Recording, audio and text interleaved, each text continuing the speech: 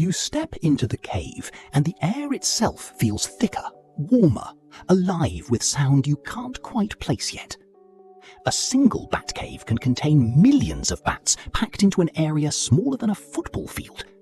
Some colonies in Texas and Mexico number in the tens of millions. Most people assume the danger in a bat cave comes from the bats themselves. It doesn't. Bites and direct contact account for relatively few cave-related illnesses. Dr. Kaitlin Sawatzki, a virologist who studies bat-associated pathogens, has spent years researching exactly how disease spreads in and around bat colonies. Her research revealed something most visitors never expect. The real danger is on the cave floor, not overhead.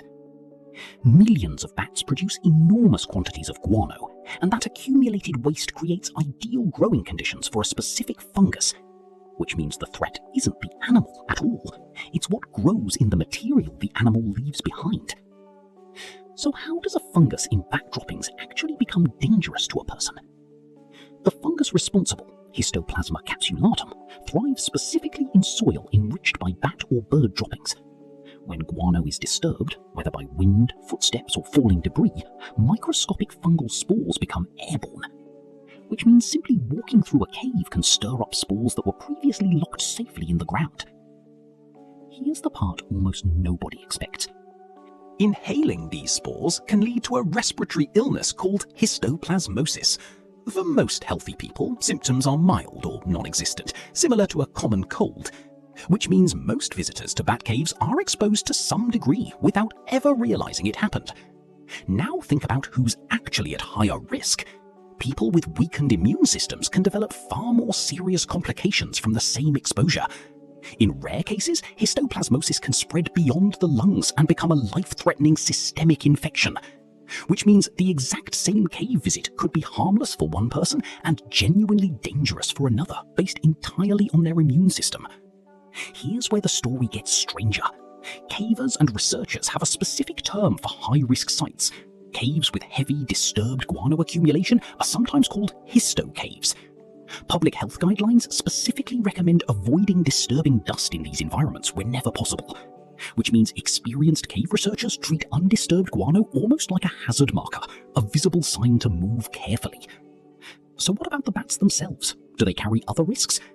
Bats are known reservoirs for various pathogens, and direct contact with a sick or injured bat carries separate risks entirely unrelated to guano. Wildlife biologists strongly advise against handling any bat found on the ground, healthy looking or not, which means the actual animal and the material it leaves behind represent two completely separate categories of risk, each requiring a different kind of caution. Here's the part researchers find particularly telling. Despite these risks, bats provide enormous ecological value, consuming massive quantities of agricultural pests every single night. Public health experts generally recommend informed caution rather than avoidance, since bat populations are also ecologically vital and, in many regions, already in decline. Which means the goal isn't staying away from bat caves entirely, it's understanding exactly which part of the environment actually carries the risk. So, could you actually survive visiting a massive bat colony? For most healthy visitors, taking basic precautions, the odds are overwhelmingly in your favour.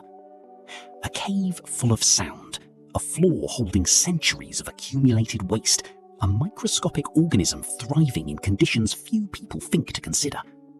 That risk isn't random, it's a specific, well-understood biological chain, predictable enough that basic precautions change the outcome dramatically. Bats and the fungi that grow in their droppings have coexisted in caves for millions of years, long before anyone carried a flashlight in to look. And maybe that's the real reframe. We walk into a cave expecting the danger to be the thing flying past our heads in the dark, but the real risk was already waiting on the ground, in dust old enough that disturbing it means disturbing something that's been settling for a very long time. The only real defense against something built from millions of years of biology is knowing exactly where to look before you take that first breath.